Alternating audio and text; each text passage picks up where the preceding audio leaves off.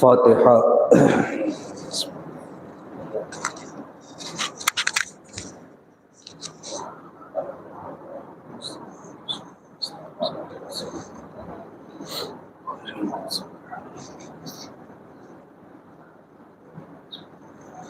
لا حول ولا قوة إلا بالله العلي العظيم حسبنا الله ونعم الوكيل نعم المولى ونعم النصير أعوذ بالله السميع العليم من الشيطان اللعين الرجيم بسم الله الرحمن الرحيم الحمد لله الذي لا يبلغ مدحته القائلون ولا يحصي نعماءه العادون ولا يودي حقه المجتهدون فطر الخلائق بقدرته ونشر الرياح برحمته ووتد بالصخور ميدان أرضه ثم الصلاة والسلام والتحية والإكرام على من أرسله شاهدا ومبشرا ونظيرا وجعله سراجا منيرا مولانا ومولى الثقلين جد الحسن والحسين أبي القاسم محمد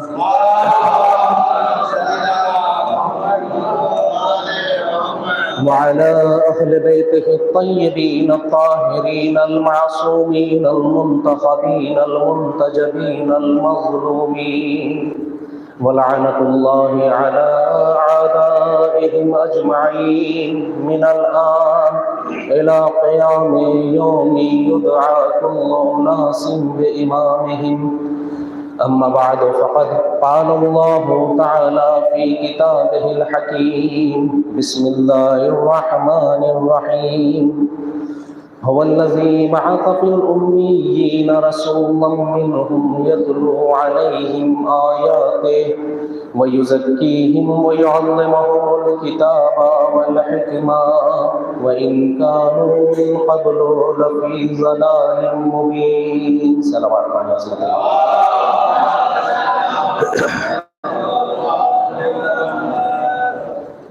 ارباب اعزاء ماتمداران سرکار سید الشہداء، آج ایام عزا کا دوسرا دن ہے۔ 28 رجب کو جو قافلہ مدینے سے چلا تھا وہ مختلف منزلیں طے کرتا ہوا آج کی تاریخ میں کربلا پہنچ گیا۔ 28 رجب کو جب یہ قافلہ مدینے سے چلا تو امام حسین علیہ السلام نے اپنی منشور کا اعلان کیا تھا، جس کا لب لباب، جس کا خلاصہ یہ تھا کہ میں مقصد رسالت کی حفاظت کے لیے مدینہ چھوڑ کر جا رہا ہوں۔ مقصد رسالت کیا تھا؟ ہماری کوشش یہ رہے گی کہ جو گفتگو کا ایک دورانیہ ہوگا اس میں کم از کم مقصد رسالت، مقصد بعثت اور قیام امام حسین علیہ السلام کے اہداف کو سمجھ سکیں۔ میں نے سرنامہ کلام کے طور پر جس آیہ کریمہ کی تلاوت کی، اکثر مسلمانوں کا ذہن اس آیت سے مانوس ہے۔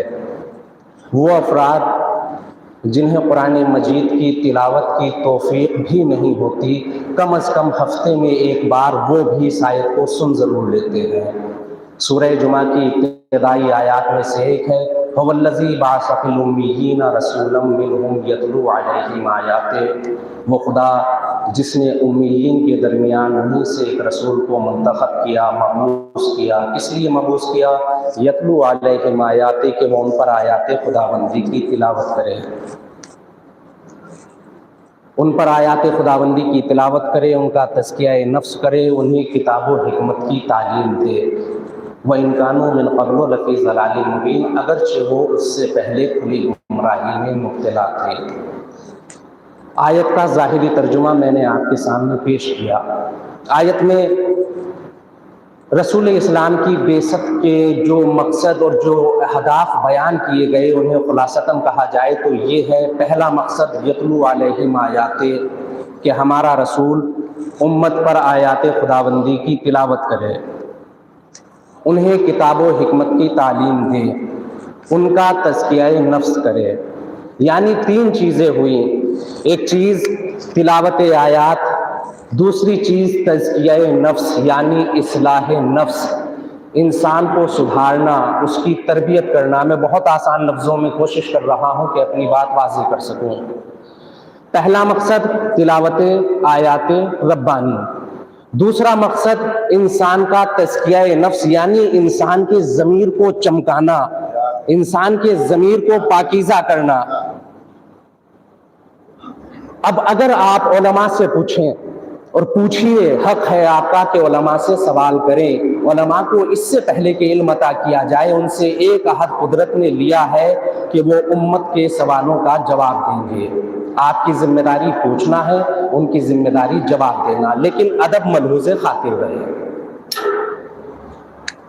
मकसद रिसालत का अगर खुलासा किया जाए, एक मकसद है तालीम, दूसरा मकसद है तज़किया, और तज़किया तालीम पर मुक़द्दम है, तज़किया तालीम पर मुक़द्दम है। बात कहें मैं अपने नौजवान साथियों के लिए, साहब ये तज़किया होता क्या है? देखिए, आपने अक्सर सुना, इल्म को अगर हम किसी एक शय से मुराद लें, मसलन ये बर्तन यहां रखा हुआ है, इंसान का ज़मीर बनेगा ज़र्फ, यानी एक शय, एक बर्तन जिसमें इल्म डाला जाएगा। बात को फिर हदीस के सहारे रोशन कर दूं, अल इल्मु नूरुन यग़ज़फ़ुहुल्लाहु फ़ी क़ल्बि मन यशा, इल्म एक नूर है जिसे खुदावंद आलम जिसके दिल में चाहता है उतार देता है। यानी दिल हुआ एक बर्तन, इल्म हुआ एक नूर। अब तज़किया समझेंगे आप क्या है? तज़किया है इसी दिल को तमाम गंदगियों और बुराइयों से पाकीज़ा करना। मैं बहुत अहम बात कहने जा रहा हूं। इस माहौल में शायद मुझे मिसाल देने की भी जरूरत ना पड़े।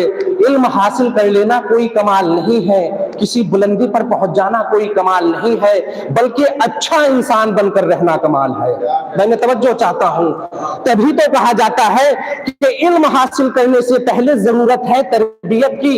इल्म का खुद कोई बहुत बड़ा कमाल नहीं भाई, इल्म तो उन्होंने भी हासिल किया जिनके यहाँ तज़किया नफ्स नहीं है। आलिम तो वो भी है जो आज दुनिया में फसाद का सबब बने हुए हैं। क्या आप सलमान रुश्दी को कम समझते हैं? सलमान रुश्दी के आलिम नहीं है, पढ़ा लिखा है, सब कुछ है, पढ़ा लिखा है, सब कुछ है, लेकिन तज़किया नफ्स नहीं है, किरदार नहीं है। इसीलिए कहा गया कि खुदा जिसे इल्म दे उसे किरदार भी दे, ईमान भी दे, उसे किरदार भी दे, ईमान भी दे। अब मैं फिर और बात को रोशन करता चलूं। आबे नैसा, बारिश के वो कतरात, ये समाज की मिसालें हैं, हमारे समाज की मिसालें। आबे नैसा, बारिश के वो कतरे जो अगर सीप के मुंह में जाए तो मोती बनते हैं, वही कतरे सांप के मुंह में जाए तो जहर बनते हैं। ये तवज्जो है ना? चीज तो एक ही है, लेकिन अगर सदफ के मुंह में गया तो मोती बनकर निकला, सांप के मुंह में गया तो जहर बनकर निकला। ये फर्क हुआ क्यों? कहा कि फर्क किया है ज़र्फ ने। मैं तवज्जो चाहता हूं, फर्क किया है ज़र्फ ने। पानी के कतरे एक ही थे, सांप के मुंह में गए जहर बने, सदफ के मुंह में गए मोती बने। तो मेरे अजीजों, इल्म की मिसाल भी यही है। अगर बाकिरदार इंसान के पास जाए तो कभी खुमैनी बनकर सामने आता है, कभी खामनाई बनकर सामने आता है, लेकिन अगर बदकिरदार इंसानों के पास जाए तो यही दुनिया देखती है, कभी तस्लीमा नसरीन की शक्ल में उभरती है, कभी सलमान रुश्दी की शक्ल में। इस्लाम ने जोर दिया किरदार पर।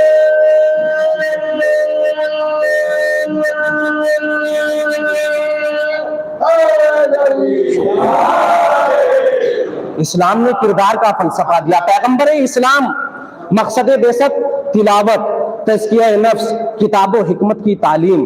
اب جب مقصد یہ تھا تو رسول اسلام نے 40 برس کی عمر تک انتظار کیوں کیا؟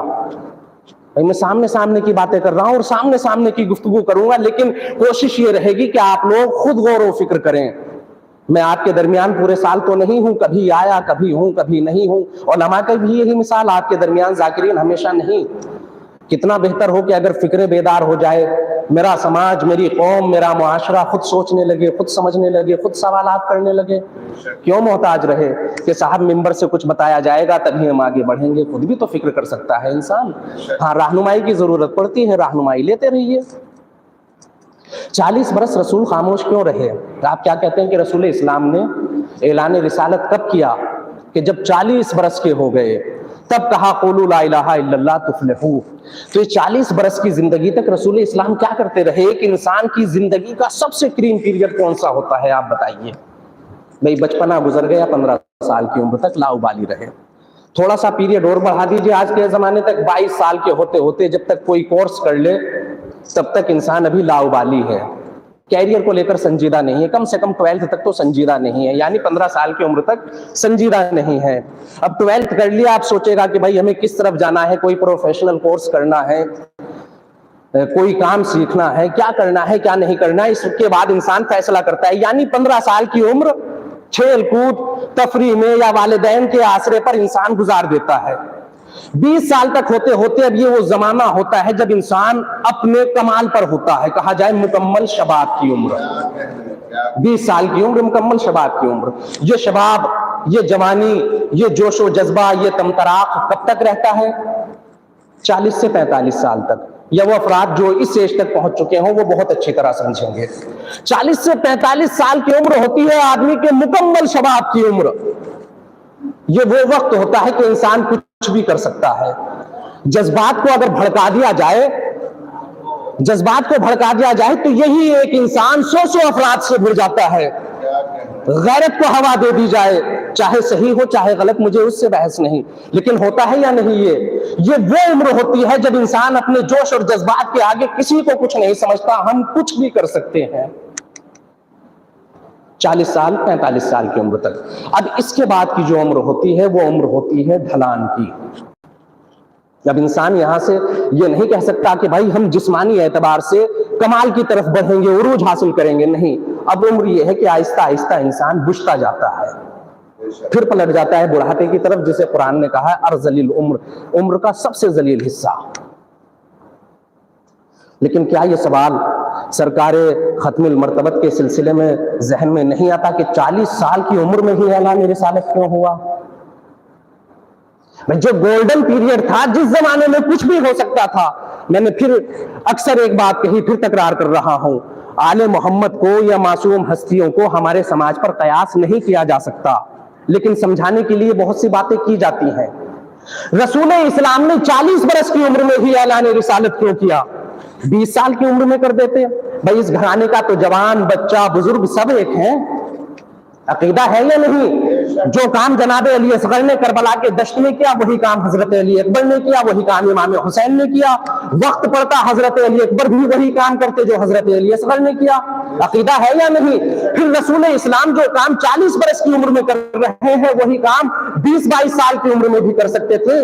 40 سال کی عمر میں اعلان رسالت کیوں ہوا؟ کہا کہ میرے عزیزو 40 سال کی عمر میں اعلان رسالت اس لیے ہوا کہ رسالت اپنی زندگی کے کسی بھی مرحلے میں خاموش نہیں تھی، بلکہ کام ہو رہا تھا. سب سے بڑا کام تھا نفسوں کی تربیت، سب سے بڑا کام تھا انسان کو رام کرنا، سب سے بڑا کام تھا اس بگڑے وحشی جانور کو صحیح راستے پر لگانا. جب ضمیروں کو اس بات پر آمادہ کیا کہ اب یہ پیغام توحید قبول کر سکتے ہیں، اس وقت کہا قولوا لا الہ الا اللہ تفلحوا.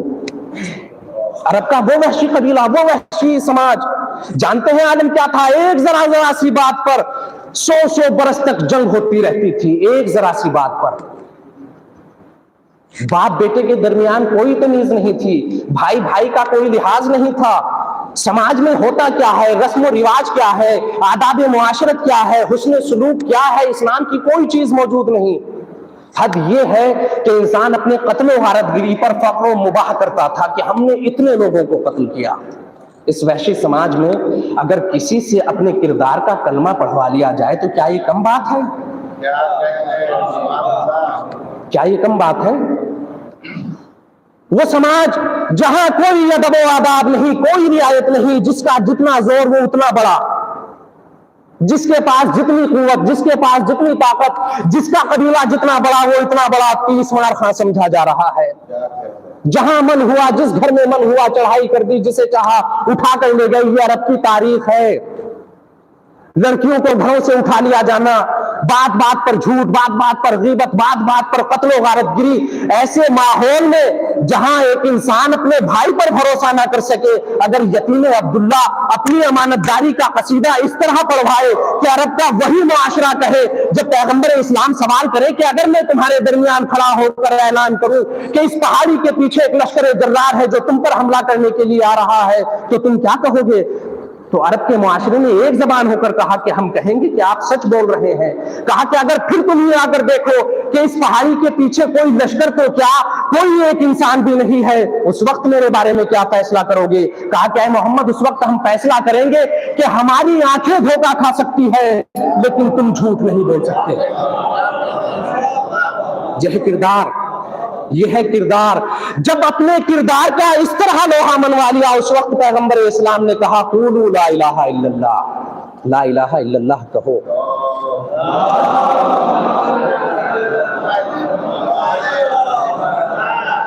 بیست کا پہلا مقصد قرآن کی آیت کی روشنی میں یتلو علیہم آیاتہ، ان پر آیات خداوندی کی تلاوت کرے۔ تلاوت کس طرح کی؟ پہلے عرب کے اس معاشرے کو رام کیا، ان کے وحشی قلوب کو جیتا، اپنے اخلاق کا کلمہ پڑھوایا۔ اب منزل آتی ہے تزکیہ نفس کی، جو سب سے سخت ترین مرحلہ، سب سے سخت مرحلہ۔ دیکھیے، زبان سے لا الہ الا اللہ کہہ کر سر کو سجدے میں جھکا دینا، یا اپنے ہندوستان کی عام زبان میں کہوں پوجا پدھتی کو بدل دینا۔ یقین جانیے گا بات سخت ہے، لیکن سچائی یہی ہے۔ ان لوگوں میں اور ہمارے سماج کے بہت سے لوگوں میں سب کو تو نہیں کہوں گا، بہت سے لوگوں میں فرق صرف ایک چیز کا ہے، وہ ہے پوجا پدھتی۔ سیاسی بیان نہ ہو، آج کی جو حکمران پارٹیاں ہیں نا، ان سے جڑے ہوئے کئی سنگٹھن کے بڑے بڑے ادھیکاری کھل کر کہہ چکے ہیں کہ ہمیں کسی کی پوجا پدھتی پر کوئی اعتراض نہیں ہے۔ یعنی پوجا پدھتی پر کوئی اعتراض نہیں ہے، آپ نمازیں پڑھ رہے ہیں پڑھیے، آپ رسمیں ادا کر رہے ہیں کیجئے، لیکن اعتراض ہے آپ کے شعور سے۔ شعور بیدار نہ ہونا چاہیے، بے شعور رہتے ہوئے کچھ بھی کیجئے۔ آپ 2 رکعت کیا پڑھ رہے ہیں، 20 رکعت پڑھیے، کسے نقصان پہنچ رہا ہے؟ آپ پورے دن مصلے پر رہیے، پورا دن مصلہ توڑیے، لیکن اگر باہر ظلم ہو رہا ہے تو ظلم کے خلاف آواز مت نکالیے، کوئی اعتراض نہیں۔ بات سمجھ رہے ہیں؟ 60 ہجری تک یہی ہو رہا تھا، نمازیں بھی تھی، روزہ بھی تھا، حج بھی تھا، زکوٰۃ بھی تھا، سب کچھ تھا۔ اتنے بڑے بڑے حاجی کہ پورا عالم اسلام مکے کی طرف پلٹ رہا ہے، لیکن سیاسی شعور نہیں تھا، ظلم کے خلاف آواز بلند کرنے کا حوصلہ نہیں تھا۔ حسین مکہ چھوڑ رہے ہیں، وہ زمانہ جب پوری کائنات مکے کی طرف سمٹ کر آ رہی ہے، فرزند رسول مکہ چھوڑ رہا ہے، لیکن مسلمانوں پر کوئی فرق نہیں ہے۔ اگر ایسا مسلمان ہو تو حکومت کو قبول ہے، حکومت کو قبول ہے۔ اگر ایسا سماج ہو حکومت کو قبول ہے، کوئی اعتراض نہیں۔ صاحب آپ حج پہ جانا چاہتے ہیں، پیسہ نہیں ہے، پیسہ ہم سے لیجئے، آپ کے لیے جگہ جگہ سرائے بنا دیں گے۔ زیارت پہ جانا چاہتے ہیں، بسم اللہ، ہم بھیجیں گے زیارت پر، لیکن خبردار حسین کو رسموں تک رکھنا، حسین کے مشن کو اپنی زندگی میں مت لانا۔ بہت تلخ حقائق ہیں، خدا کی قسم، شاید میرا مجمع پہنچ جائے میرے درد دل تک۔ اگر حسینی مقصد انسان کی زندگی میں اتر گیا نا، تو یہ حکومتیں جو آج آپ کو اشاروں پر نچاتی ہیں نا، کل خود آپ کے اشاروں پر ناچیں گی۔ میں باتیں اس لیے نہیں کہ جملے دے رہا ہوں، جملے نوٹ کیجئے گا۔ دلیل مانگے گا میں دوں گا، دلیل ہر بات ممبر سے نہیں کہی جا سکتی، دلیل میں دوں گا۔ پھر بھی اپنے نوجوان بچوں کے ذہن کو آگاہ کرنے کے لیے کہتا چلوں، لبنان ہے مڈل ایسٹ کا ایک ذرا سا ملک، نام سب نے سنا ہے نا لبنان، اور آسان کر دوں حزب اللہ، سید حسن نصر اللہ، سب نے سنا۔ اس ملک کی جغرافیائی صورتحال کو دیکھیے، ملک میں 3 کمیونٹی خاص طور پر قابل ذکر، پہلے ہمارے اہل سنت بھائی، دوسری کمیونٹی آپ اور ہم ہیں، تیسری کمیونٹی ہے عیسائی۔ سیاسی ساختار بھی اس طرح ہے کہ صدر بنے گا عیسائی کمیونٹی سے، پردھان منتری بنے گا اہل سنت برادران سے، اور جو پارلیمنٹ اسپیکر ہوتا ہے وہ بنے گا شیعہ کمیونٹی سے۔ بہرحال مجھے سیاسی بحث میں نہیں جانا۔ کچھ لاکھ کی تعداد ہے آپ کی قوم کی، کتنی تعداد؟ کچھ لاکھ، کروڑوں میں بھی نہیں ہے۔ میں صرف فرق بتانا چاہ رہا ہوں، جہاں کربلا سے شعور حاصل کیا گیا اور جہاں کربلا سے صرف شور اور گریہ لیا گیا، کتنا فرق ہوتا ہے شور اور شعور میں۔ لبنان ذرا سا ملک، چاروں طرف سے دشمنوں سے گھرا ہوا، اور ان دشمنوں کے بیچ میں آپ ہیں جن کی تعداد ہے صرف کچھ لاکھ، لیکن جانتے ہیں ان کچھ لاکھ کا جلوہ کتنا ہے؟ سپر پاور امریکہ سے لے کر یورپ کے فرانس اور برٹین جیسی بڑی بڑی طاقتیں آج بھی ہاتھ جوڑے صرف ایک التماس لے کر کھڑی ہوئی ہے کہ ہم جو کہتے ہیں ہماری بات کو تسلیم کر لو، ہم تمہیں تسلیم کرنے کے لیے تیار ہیں۔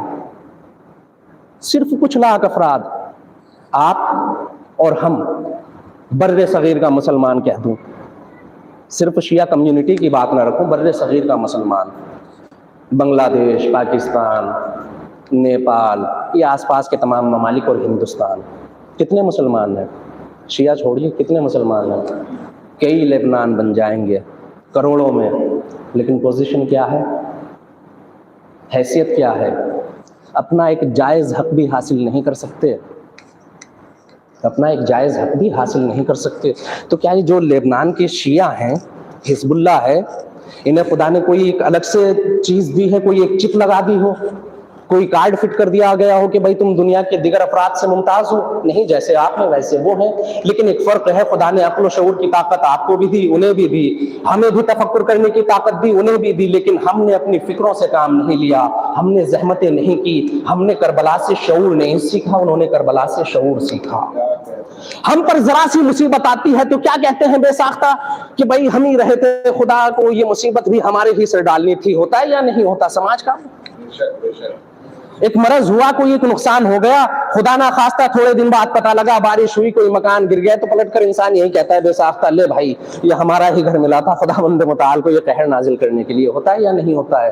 لیکن وہاں شعور کا عالم یہ ہے کہ اگر جوان بیٹی کی میت بھی آتی ہے نا، جوان بیٹا شہید ہو کے آ رہا ہے، ماں گریا تو کرتی ہے، فطرت ہے، لیکن ساتھ میں شیرینی کا ڈبہ بھی ہاتھ میں لیے ہوئے کہ مجھے پرسا نہیں مبارکباد دینا کہ میرا بیٹا شہید ہوا ہے۔ بی بی فاطمہ نے مجھے اس قابل سمجھا کہ میری اولاد کو اپنی راہ میں قبول کر لیا۔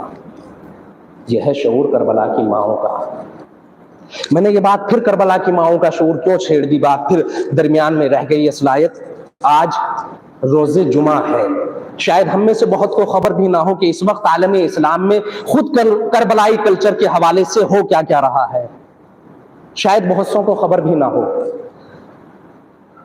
سن 2003 میں ایران کی تہران یونیورسٹی میں ایک تحریک شروع ہوئی، عالمی یوم علی اصغر۔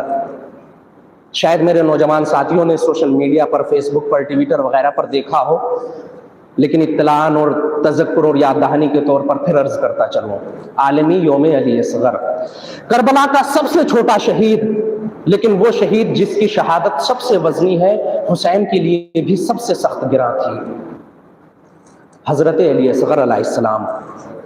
2003 میں جب تہران یونیورسٹی میں یہ تحریک شروع ہوئی عالمی یوم علی اصغر منانے کی، جسے عشرہ محرم کے پہلے جمعہ میں منایا جاتا ہے، عالمی یوم علی اصغر، اب چاہے یہ جمعہ 2 تاریخ میں پڑ جائے، چاہے 6 یا 7 تاریخ میں پڑ جائے، جب بھی پڑ جائے، لیکن یہ دن مخصوص ہے حسین کے شہزادے علی اصغر سے۔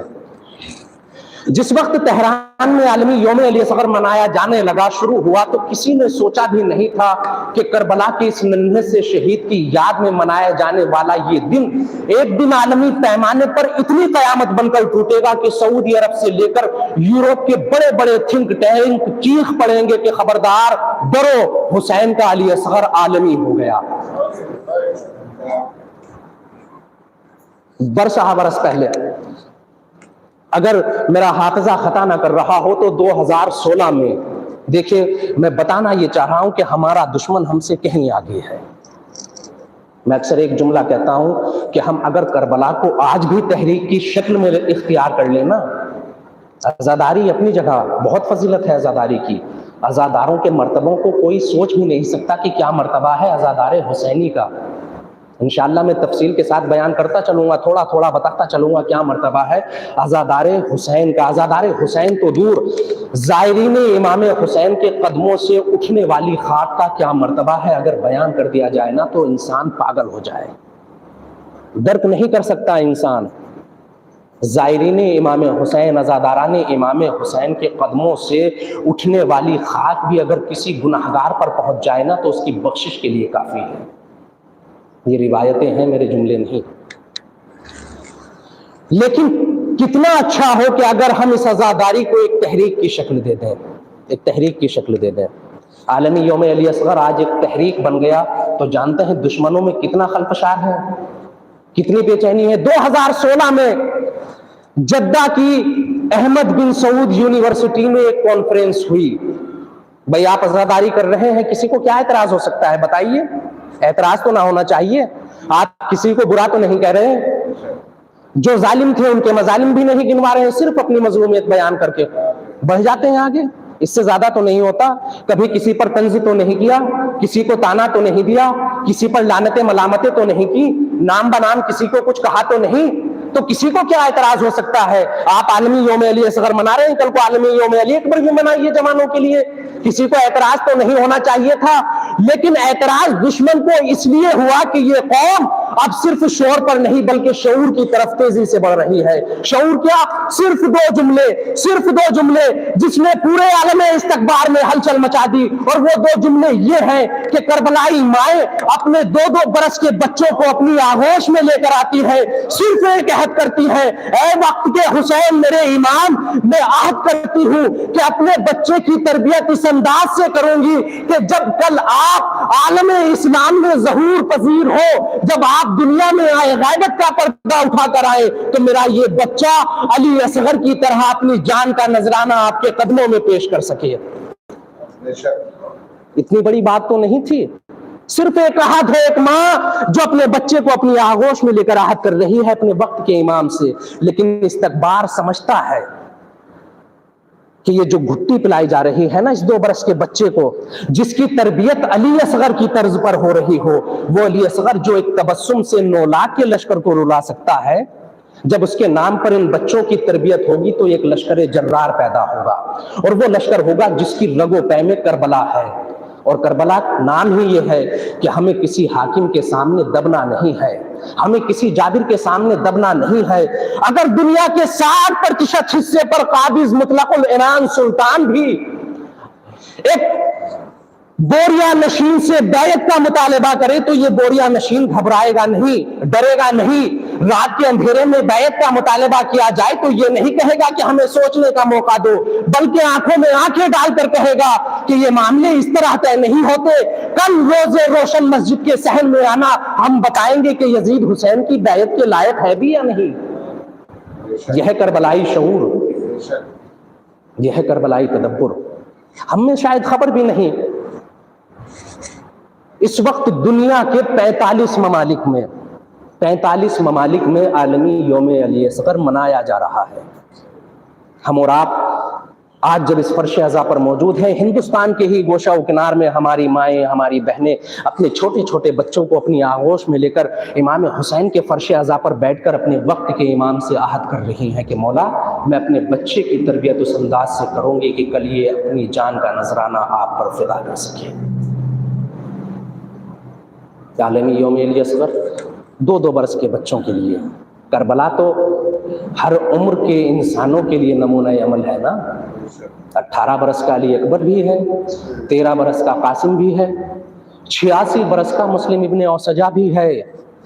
اتنا ضعیف کہ جو میدان قتال میں آیا تو ابرویں چہرے پر لٹک چکی تھی، رومال سے پیشانی پر باندھا، کمر خمیدہ تھی، کمر میں پٹکا باندھ کر کمر سیدھی کی. ایسے ضعیف افراد بھی ہیں. کربلا تو ہر انسان کے لیے نمونہ عمل ہے نا. کہیں کہ خواتین کے پہلو سے اگر دیکھیں تو کربلا تجلی گاہ ہے. جہاں وحد کی زوجہ ہے وہیں وحد کی ماں بھی ہے. خانوادہ عصمت کی طرف کیوں جائیں ابھی؟ پھر کون بھول سکتا ہے جناب زینب کے کردار کو؟ ایک خاتون جس نے کوفہ و شام میں جا کر تنہا یزید کی بساط الٹ دی. سچائی یہی ہے خدا کی قسم. ہم نے تو کربلا کو کربلا کی طرح سمجھا بھی نہیں.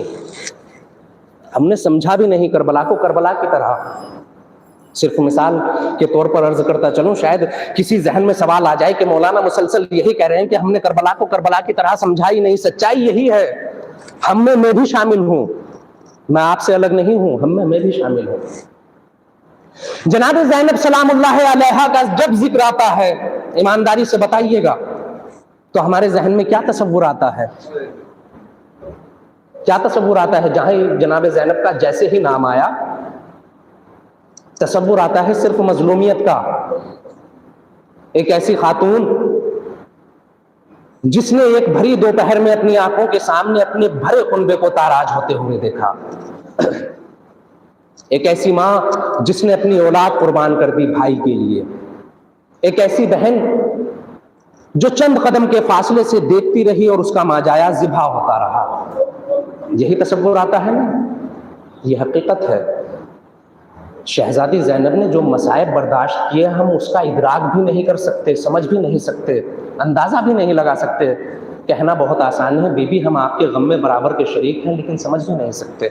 لیکن ایمانداری سے بتائیے، کیا جناب زینب کا یہی تعارف ہونا چاہیے تھا؟ ایمانداری سے بتائیے، یہی تعارف ہونا چاہیے تھا؟ زینب کی زندگی کا ایک بعد، ایک پہلو یہ بھی ہے جسے ہم نے دیکھا، سمجھا، درک کیا، جس پر گریہ کیا. لیکن اس شخصیت کا ایک ہی تو پہلو نہیں ہے. کیا علی کی بیٹی فاتح کوفہ و شام نہیں ہے؟ وہ منزل جہاں ایک قوی الجثہ انسان بھی ریزہ ریزہ ہو جاتا ہے. بھائیوں کے لاشیں دیکھنا، گود کے پالوں کو ٹکڑوں میں بٹے ہوئے دیکھنا، یہ وہ منزل ہے جہاں بڑا بڑا جگر خون ہو کر رہ جاتا ہے. لیکن وہی علی کی بیٹی صبر و استقامت کا وہ پہاڑ بنی ہوئی ہے. جب کوفہ و شام میں بددریدہ دریدہ دہن حاکم نے یہ بھی کہا ہے نا کہ یہ کون ہے، تو علی کی بیٹی پوری شان و وقار و تمکنت کے ساتھ خاموش. پھر کہا عبید اللہ ابن زیاد نے من انتے، لیکن شہزادی نے پھر کوئی جواب نہیں دیا. پھر کہا من انتے، یہ ہے کون؟ اسیر ہے، ہاتھوں میں ہتکڑیاں ہیں، ہاتھ پسے گردن بندھے ہوئے ہیں، لیکن عالم یہ ہے کہ حاکم سوال کر رہا ہے، جواب نہیں دیا جا رہا. من انتے. تو شہزادی نے پلٹ کر ایک ہی تو جواب دیا کہ یہ تو گردش زمانہ ہے جو ہمیں تیرا جواب دینے کے لیے مجبور کر رہی ہے، ورنہ تیری اتنی اوقات نہیں کہ تو علی کی بیٹی سے ہم کلام ہو. ایمانداری سے بتائیے، کسی قیدی میں ہے اتنی ہمت جو حاکم کے دربار میں اس طرح بول سکے؟ یا کوئی بتا سکتا تھا؟ یہ گفتگو سن کر کوئی کہہ سکتا تھا کہ اصل حاکم کون ہے، قیدی کون ہے؟ حاکم سوال کرتا رہا، مننتے مننتے مننتے، تو ہے کون، تم ہو کون؟ یا پھر شام کا دربار، یا یہی کوفہ و شام؟ سوالات ہوتے رہے، لیکن علی کی بیٹی صبر و استقامت کا کوہ بن کر کھڑی رہی، پہاڑ بن کر کھڑی رہی. کسی ایک منزل میں قدموں میں کوئی لغزش نہیں. کسی ایک مقام پر شہزادی نے شکوہ نہیں کیا، بلکہ جب خود عبید اللہ ابن زیاد نے کہا ہے نا شہزادی کو توڑنے کے لیے ہوتا ہے نفسیات، کہ نفسیات پر حملہ کرو، شاید اب بفر جائے، ایک خاتون ہی تو ہے. بھئی دشمن تو یہی سمجھتا رہا کہ ایک خاتون ہے، شاید اب شکوہ کرے، اب روئے کہ تو نے میرے بھائی کو قتل کر دیا، میری اولاد کو قتل کر دیا، میرے ماجائے کو مار ڈالا، ہمارا بھرا پورا گھر تاراج کر دیا. یہی امید تھی دشمن کو. تو یہی کہا کہ دیکھا آپ نے خدا نے آپ کے بھائی کے ساتھ کربلا میں کیا کیا؟ تو شہزادی نے کیا جواب دیا؟ ما رائتو الا جمیلا. خدا نے جو کچھ کیا اس کی مشیت میں جو کچھ تھا ہم اس پر راضی ہیں، سب بہت اچھا تھا. کہاں ملیں گے یہ جواب؟ میرے عزیزوں، میں پھر کہوں گا، ضرورت اس بات کی ہے کہ ہمیں کربلا کو سمجھنا ہے، اور سمجھنا ہی نہیں، کوشش یہ کرنا ہے کہ ہماری زندگی کے ایک ایک پہلو میں کربلا دخیل ہو. اگر ایسا ہوا تو یقین جانیے ہم بھی کربلائے وقت میں اسی خیمے میں کھڑے ہوئے ہیں جس خیمے میں حسین ہے. کربلا تو اب بھی جاری ہے نا. امام حسین علیہ السلام کے گنبد پر لگا سرخ پرچم اسی بات کی تو علامت ہے. کربلا اب بھی جاری ہے، یہ چیپٹر کلوز نہیں ہوا، راستے اب بھی کھلے ہوئے ہیں. لیکن صرف شرط یہ ہے کہ ہمیں کربلائی کردار اپنانا ہے، اور کربلا قربانیاں مانگتی ہے، جانثاری مانگتی ہے، جذبہ ایثار مانگتی ہے.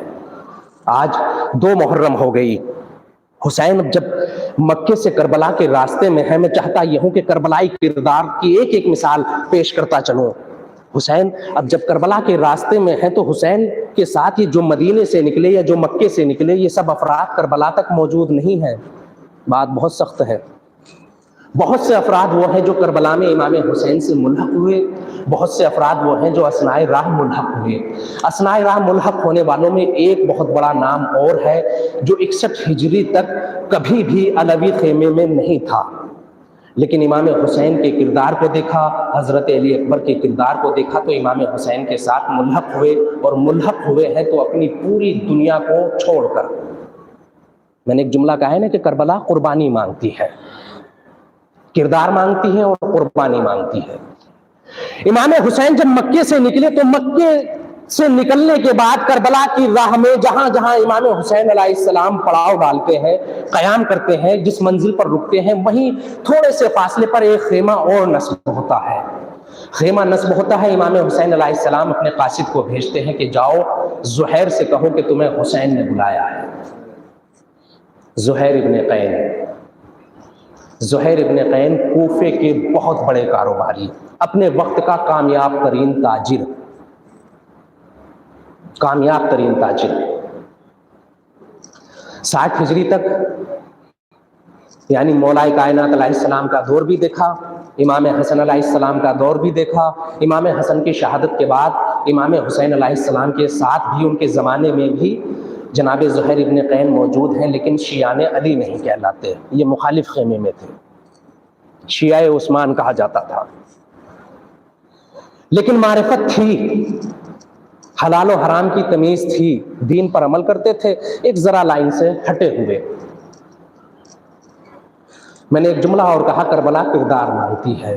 اگر انسان کا کردار پاکیزہ ہو، ضمیر بیدار ہو، تو حق پر آنے میں بہت زیادہ وقت نہیں لگتا، حق پر آنے میں بہت زیادہ وقت نہیں لگتا.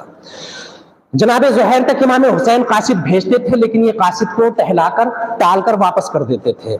اب ارباب مقاتل نے لکھا ایک منزل وہ آئی جب امام حسین نے پڑاؤ ڈالا تو زہیر ابن قین نے بھی نزدیک میں خیمہ نصب کیا. اب محضر نامہ شہادت، محضر نامہ کربلا مکمل ہونا چاہتا ہے. حسین کو بھی انتظار ہے زہیر کا کہ زہیر جلدی آئے. تو اب حسین نے اسے بھیجا جسے تاریخ نے شبیہ مصطفیٰ کہا، حضرت علی اکبر. بس میں آہستہ آہستہ سرحد مصائب تک آ رہا ہوں. جناب علی اکبر کو بھیجا. امام حسین نے تاریخ میں لکھا کہ جیسے ہی جناب علی اکبر پہنچے دق الباب کیا، زہیر باہر آئے.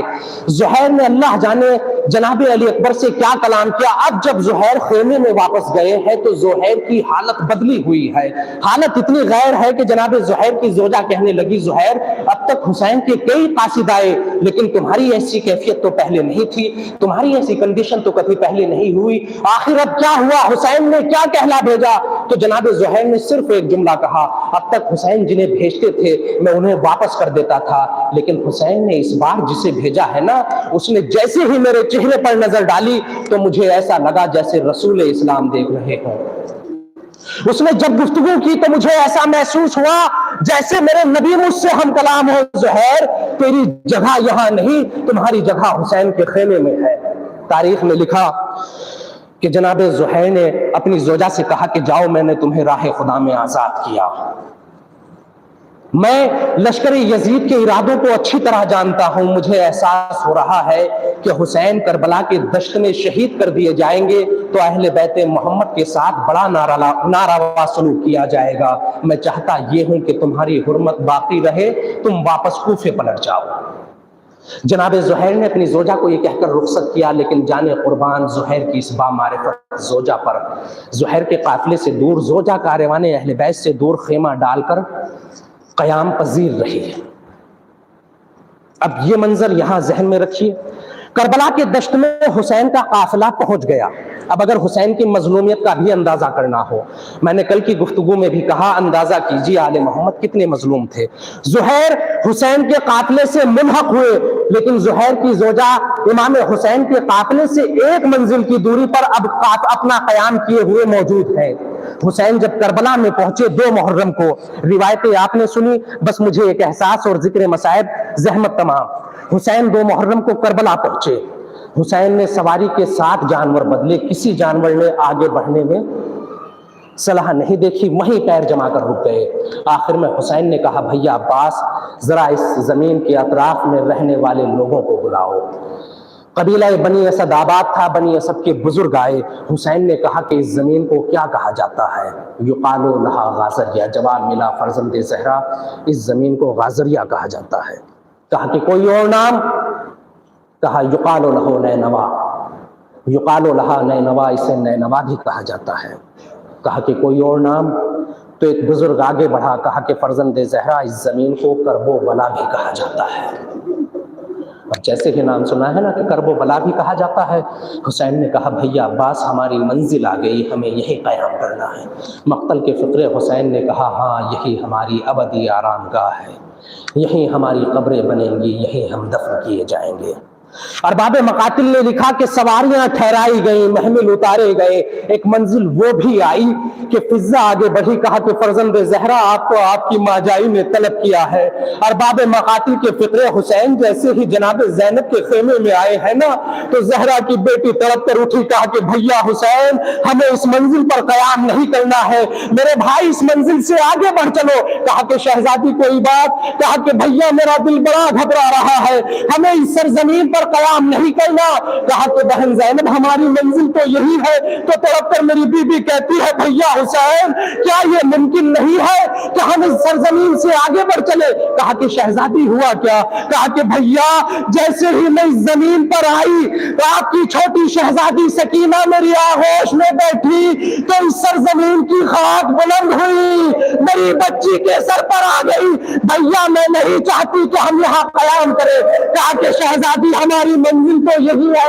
ارباب مقاتل کے فقرے جناب زینب نے ایک مشت خاک اٹھائی، کربلا کی خاک کو اٹھایا، اپنے چہرے کے قریب لا کر کہتی ہے حسین مجھے اس زمین سے تیرے خون کی بو آ رہی، میرے بھائی اس زمین کو چھوڑ دے. کہا کہ بہن ہمیں یہی رہنا ہے. ارباب مقاتل کے فقرے میں نے ایک جملہ کہا پھر تاکید کر رہا ہوں، اگر اندازہ کرنا ہو حسین کی مظلومی کا. میں روایت کو چھوڑ دوں، آپ نے اکثر سنا حسین نے سرزمین کربلا کو خریدا اور خریدنے کے بعد بنی اسد کے لوگوں کو پھر ہبا کر دیا. لیکن حسین نے کچھ شرطیں رکھی. بنی اسد کے لوگوں ہم تم سے یہ زمین خرید رہے ہیں لیکن خبردار اس زمین پر کبھی کھیتی مت کرنا. حسین کربلا کی دشت میں 3 دن کے بھوکے پیاسے شہید کر دیے گئے. سنا ہے نا آپ نے 3 دن کے بھوکے پیاسے.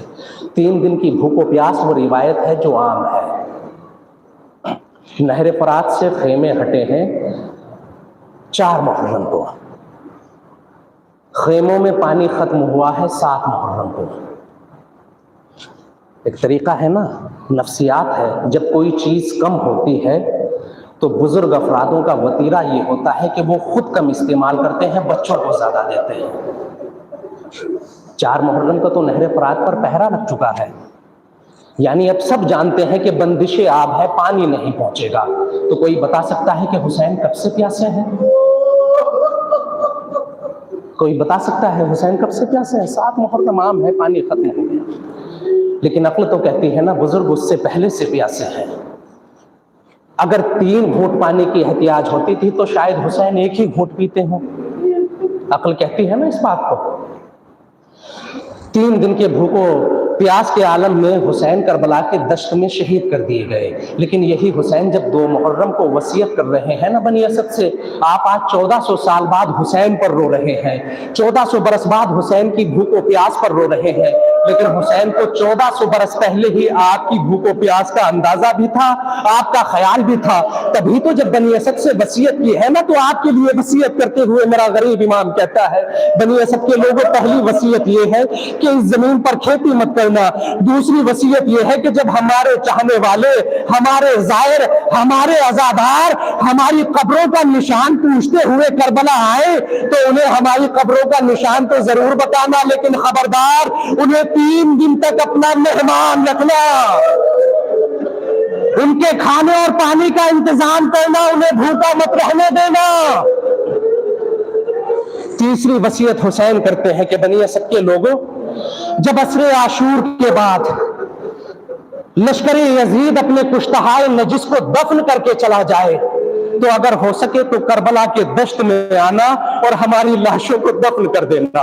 اگر حسین کی مظلومیت کا اندازہ کر سکتے ہو، بس میں بات کو ختم کر رہا ہوں کہ بنی اسد کے لوگوں اگر ممکن ہو تو آنا کربلا کے دشت میں اور ہمیں دفن کر دینا۔ جب بنی اسد کے لوگ روتے ہوئے جانے لگے نا تو میرے عزیزوں، میرا غریب امام سر کو جھکا کر کہتا ہے بنی اسد کے لوگوں اگر ہو سکتا ہے تو ذرا اپنی عورتوں کو بھیج دینا۔ بنی اسد کی عورتیں آئی، فرزند زہرا سر کو جھکائے کھڑا ہے، کہتا ہے بنی اسد کی عورتوں تم مجھے جانتی ہو، میں تمہارے رسول کی بیٹی فاطمہ کا بیٹا حسین ہوں۔ ہائے میں حسین کی مظلومیت، میں فاطمہ کا بیٹا حسین ہوں۔ بنی اسد کی عورتوں اگر تمہارے مرد حکومت وقت کے خوف سے ہمارے لاشوں کو دفن نہ کر سکے تو تم نہر فرات میں پانی بھرنے کے بہانے آنا، تھوڑی تھوڑی خاک اٹھانا، ہمارے لاشوں پر ڈال دینا۔ کتنی حسرت تھی حسین کو کہ حسین کو مدفن ملے۔ بنی اسد کی عورتیں جب روتے ہوئے جانے لگی تو حسین نے کہا بنی اسد کی عورتوں ذرا اپنے بچوں کو بھیج دینا، اپنے بچوں کو بھیجو۔ ارباب مقاتل نے لکھا بنی اسد کے بچے آئے، اب حسین تعارف کس طرح کرائے؟ حسین کہتے ہیں بنی اسد کے بچوں تم جس رسول کا کلمہ پڑھتے ہو نا، لا الہ الا اللہ محمد الرسول اللہ، میں اسی محمد رسول اللہ کا نواسا حسین ہوں۔ بنی اسد کے بچوں اگر تمہارے والدین حکومت وقت کے خوف سے، بنی امیہ کے خوف سے ہمارے لاشوں کو دفن نہ کر سکے تو تم تو بچے ہو، تمہیں کسی حکومت سے کیا سروکار؟ کربلا کے دشت میں کھیلتے ہوئے آنا، اپنے ننھے ننھے ہاتھوں سے ایک ایک مشت خاک اٹھانا، ہمارے لاشوں پر ڈال دینا۔ میں نہیں جانتا حسین کو بنی اسد کے لوگوں نے دفن کیا یا نہیں کیا، لیکن بعد عاشور جب یہ قافلہ اسیر ہو کر کربلا سے کوفہ چلا گیا، کوفہ سے شام پہنچ گیا تو زہیر کی زوجہ جو کربلا سے 1 منزل دور پڑاؤ ڈالے ہوئی تھی، زہیر کی زوجہ کو خبر ملی۔ اگر حسین کی مظلومیت کا اندازہ کر سکتے ہو، خدا کی قسم جب جب روایت یاد آئے گی کلیجہ پھٹ جائے گا۔ زہیر کی زوجہ کربلا سے 1 منزل دور پڑاؤ ڈالے ہوئے، جب زہیر کی زوجہ کو خبر ہوئی نا کہ حسین اپنے یاور و انصار کے ساتھ شہید کر دیے گئے، کربلا میں گھمسان کا رن پڑا، لشکر یزید کربلا سے آل محمد کو اسیر بنا کر چلا گیا، تو زہیر کی زوجہ نے اپنے غلام کو بلایا۔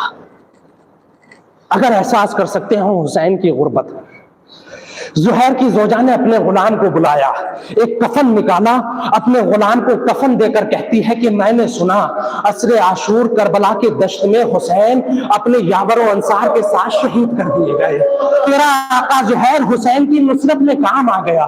لیکن حسین امام تھے، حسین خلیفہ مسلمین علی کے بیٹے تھے، حسین رسول اسلام کا نواسا تھا، لاکھوں مسلمانوں میں سے کسی ایک کی غیرت جاگی ہوگی، حسین کو کفن مل گیا ہوگا، حسین کو دفن کر دیا گیا ہوگا، لیکن اللہ جانے زہیر کو کسی نے کفن دیا یا نہیں دیا۔ یہ کفن لے کربلا کے دشت میں جا اور حسین کو اور زہیر کو کفن دے کر دفن کر دے۔ اور باب مقاتل نے عجیب فقرے لکھے، زہیر کا غلام کربلا میں آیا لیکن سر و سینے کو پیٹتے ہوئے واپس جب پہنچا تو زہیر کی زوجہ نے دیکھا کہ غلام روتا ہوا واپس آ گیا، ہاتھ میں کفن جس کا تس موجود ہے، تڑپ کر کہتی ہے عجیب بے وفا غلام ہے، تو نے اپنے آقا کو کفن نہیں دیا؟ تو تڑپ کر کہتا ہے شہزادی میں اپنے آقا کو کفن دینے کے لیے کربلا کے دشت میں گیا ضرور تھا، لیکن میرے پاس کفن ایک تھا لیکن لاشیں 72 تھے۔ میری غیرت نے گوارا نہ کیا کہ فاطمہ کا بیٹا کربلا کے دشت میں دونوں کفن رہ جائے اور میں زہیر کو کفن دے دوں۔ شہزادی کربلا کے دشت میں حسین کا لاشا ٹکڑوں میں بٹا ہوا ہے، کہیں حسین بے کفن، کہیں عباس بے کفن، کہیں 6 ماہ کا اصغر بے کفن۔ میری غیرت نے گوارا نہیں کیا کہ فرزند رسول بے کفن رہے اور زہیر کو کفن مل جائے۔ الا لعنت اللہ علی القوم الظالمین۔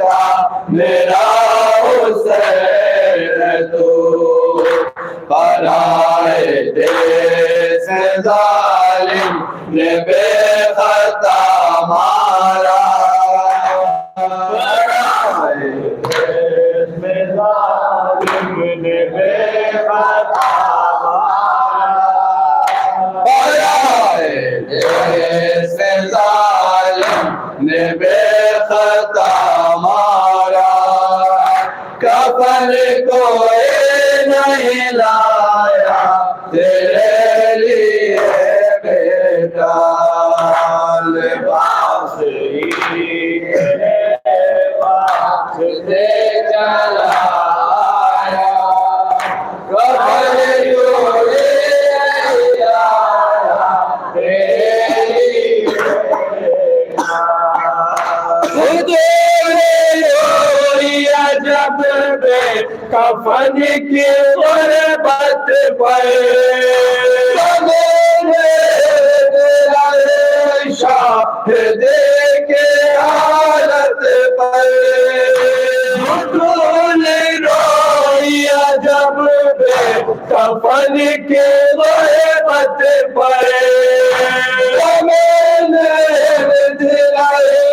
شاہد کی حالت پر، زمین دلائی شاہد کی حالت پر، تمہارے دفن کا سامان نظر نہیں آتا، تمہارے دفن کا سامان نظر نہیں آتا، تمہارے دفن کا سامان نظر نہیں آتا، کفن کوئی نہیں لایا تیرے لیے بیٹا، لباس عید لباس دے چلا آیا، کفن کوئی نہیں لایا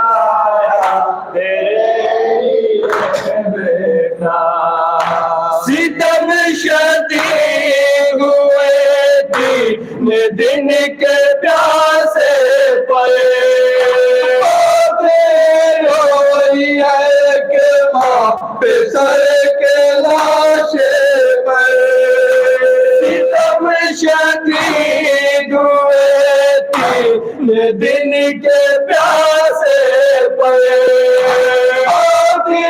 روئی ہے کہ ماں پہ سر کے لاشے پر، بہت روئی ہے کہ ماں پہ سر کے لاشے پر، میرے حسین کا تیروں میں ہے چھپا لاشا، میرے حسین کا تیروں میں ہے چھپا لاشا، میرے حسین کا تیروں میں ہے چھپا لاشا، کفن کوئی نہیں لایا تیرے لیے بیٹا، لباس عید لباس دے چلا آیا، کفن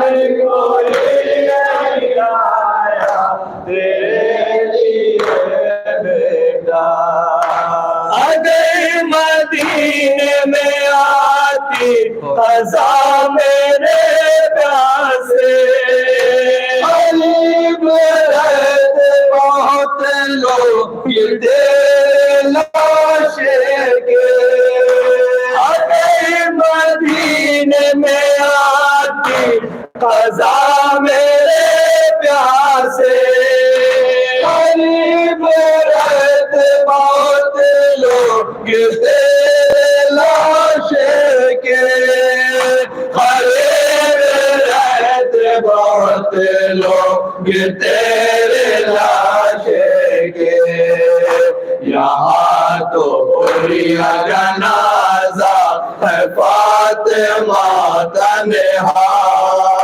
یہاں تو پوریا جنازہ ہے فاطمہ تنہا، یہاں تو پوریا جنازہ ہے فاطمہ تنہا، کفن کوئی نہیں لایا تیرے لیے بیٹا، لباس عید لباس سے جلایا، کفن کوئی نہیں لایا تیرے لیے بیٹا، لباس ہی جنازے تیرے لیے آیا، ماں تو یہاں پر تمہیں کفن نہ ملا، لباس ہی جنازے تیرے لیے آیا، ماں تو یہاں پر تمہیں کفن نہ ملا، ماں کو یہاں پر تمہیں کفن نہ ملا، الجھ کے تیروں میں رہ گیا لاشا، الجھ کے نیزہ و خنجر میں رہ گیا لاشا، الجھ کے نیزہ و خنجر میں رہ گیا لاشا، کفن کوئی نہیں لایا تیرے لیے بیٹا، لباس ہی تیرے واسطے چلایا، کفن کوئی نہیں لایا تیرے لیے بیٹا، یہ جان کر کے محمد کا تو نواسا ہے، کے لوگ نے تم کو مارا ہے، یہ جان کر کے محمد کا تو نواسا ہے،